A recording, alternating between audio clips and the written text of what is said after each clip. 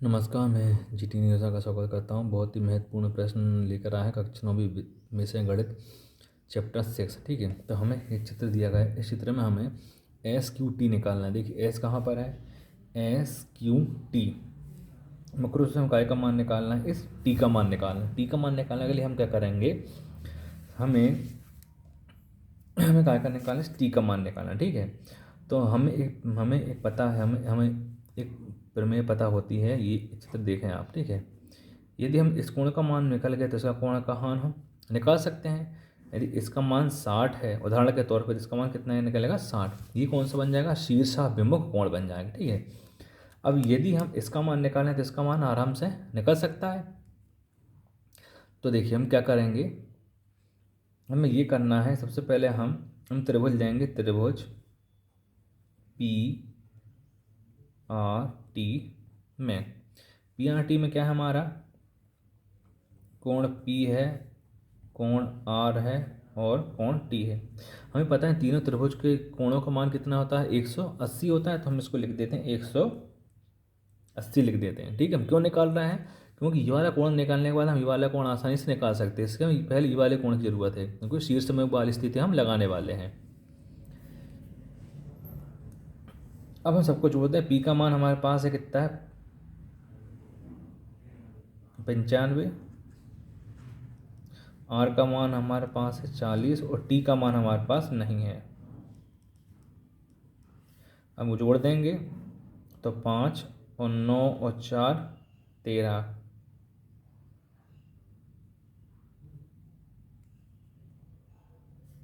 धन कोण टी बराबर हो जाएगा 180।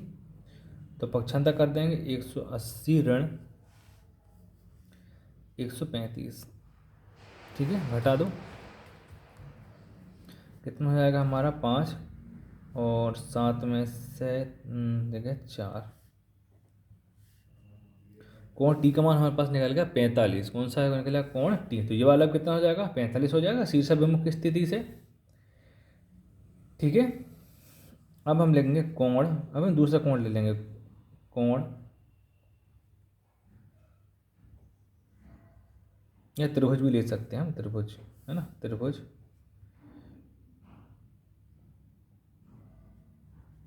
एस टी क्यू में या एस क्यू टी में, कुछ भी लिख सकते हैं, दोनों का मतलब एक ही है। ठीक है, अब हम देखिए इसमें हम क्या करेंगे, समझिए। हमारे पास एस का मान कितना है, कोण एस धन कोण क्यू धन कोण टी बराबर हमारे पास 100, क्योंकि त्रिभुज के तीनों कोणों की योग मान कितना होता है, 180 होता है। एस का मान हमारे पास कितना है, 75। और क्यू का मान हमारे पास है क्या, हमारे पास क्यू का मान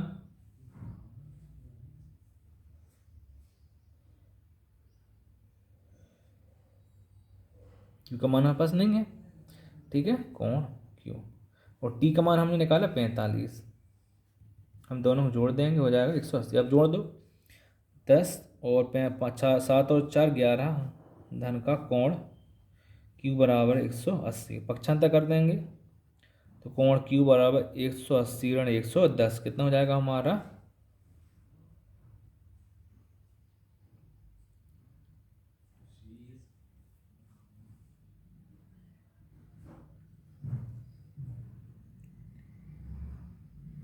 ये हमारा हो जाएगा 7 और 11 सॉरी, ये हमारा हो जाएगा 120। ठीक है, तो ये हमारा बच जाएगा हमारा 60। कोण क्यू बराबर हो जाएगा हमारा 60।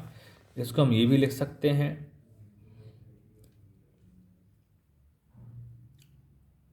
कोण एस क्यू टी बराबर 60 डिग्री।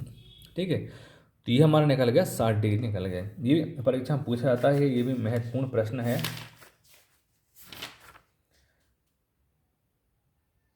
ये हमसे परीक्षा में पूछा जाता है दोस्तों। और मैं आपको एक प्रश्न और बताता हूँ जो हमारी परीक्षा में महत्वपूर्ण है।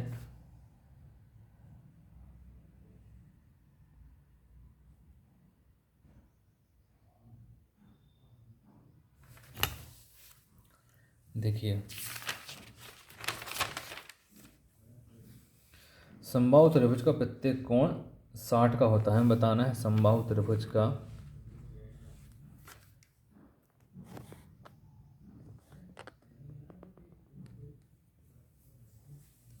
हमें बताना है समबाहु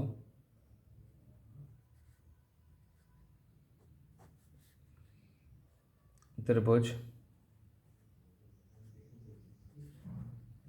का